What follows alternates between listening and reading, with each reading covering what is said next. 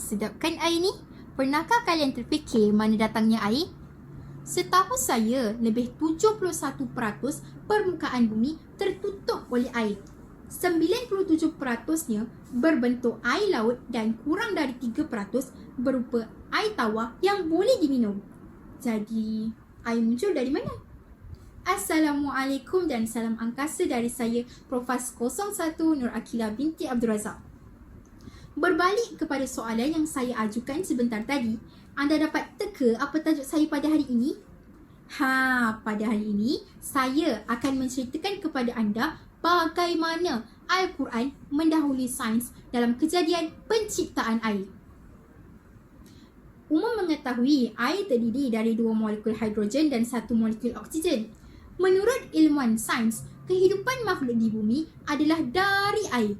Menurut Al-Quran pula, perkataan alma yang bermakna air dan perkara-perkara lain yang berkaitan dengan air seperti hujan, sungai, laut dan mata air disebutkan lebih 200 kali dalam berbagai ayat serta dijelaskan manfaat dan fungsinya di alam ini. Firman Allah Subhanahu wa taala, A'udzu billahi minasy syaithanir rajim.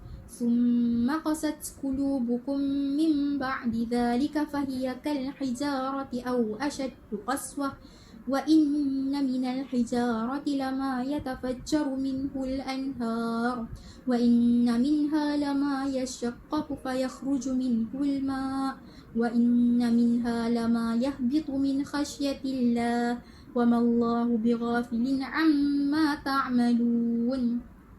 Maksudnya, kemudian setelah itu, hati kamu menjadi keras seperti batu, bahkan lebih keras lagi. Padahal di antara batu-batu itu, sungguh ada sungai-sungai yang mengalir dalamnya. Dan di antara batu-batu itu, sungguh ada yang terbelah, lalu keluarlah mata air. Dan di antara batu-batu itu, sungguh ada yang meluncur jatuh kerana takut kepada Allah. Dan Allah tidak sekali-kali lengah dari apa yang kamu lakukan. Para saintis berpendapat bahawa air muncul dari batu-batu asteroid yang menghentam bumi. Menurut Peter Busak dari Arizona State University, di dalam jurnal Geophysical Research tahun 2018 mengesahkan teori tersebut.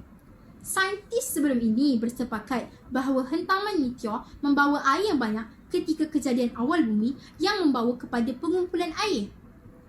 Batu mempunyai komponen asas kumpulan hidroskin dan perkara ini disebutkan di dalam Al-Quran surah Al-Baqarah ayat 74 yang saya bacakan sebentar tadi.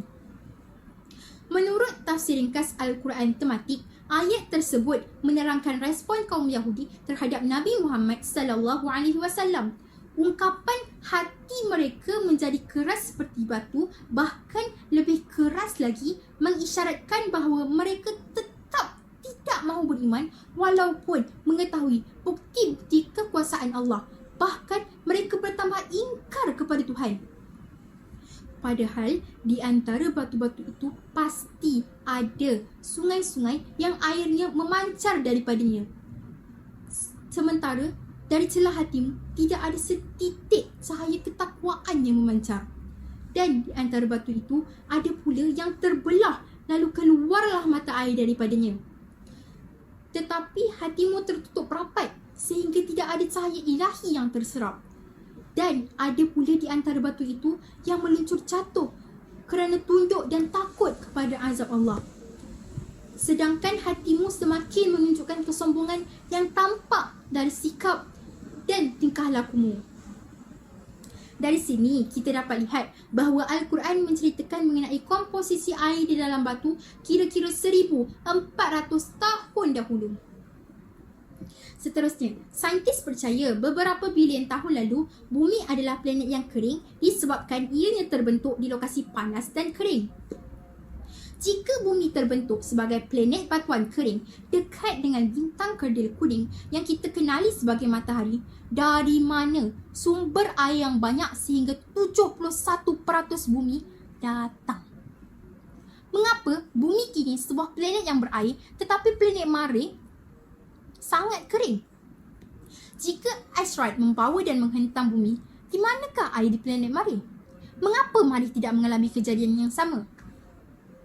Al-Quran menceritakan mengenai kejadian bumi kering ini 1400 tahun lepas dalam surah Al-Baqarah ayat 164 yang bermaksud, dan apa yang Allah turunkan dari langit berupa air, lalu dengan air itu dia hidupkan bumi setelah matinya, dan dia sebarkan bumi itu segala jenis haiwan.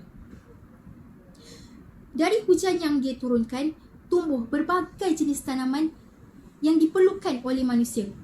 Ini juga sama menunjukkan kekuasaan, rahmat dan kelembutan Allah terhadap hamba-hambanya. Allah mengurus segala keperluan hamba-hambanya. Bukankah ini semua menunjukkan bahawa Allah sahaja yang layak disembah? Sebagai kesimpulan, di sini saya ingin tegaskan, sekiranya kita gagal melihat keagungan Allah Subhanahu Wa Taala menerusi penyaksian terhadap ciptaannya, maka kita tidak ubah seperti makhluk Allah yang tidak dikurniakan akal fikiran.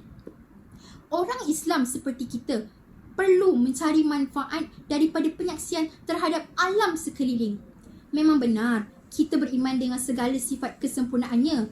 Namun, kadang-kala kita alpa Allah Subhanahu Wa Taala yang menguasai semua kita yang pernah memakhluk. Justru, dengan melihat kepada ciptaannya, maka ia akan menambah keimanan kita kepadanya. Sebelum berpisah, izinkan saya berkongsi satu pantun bersama anda.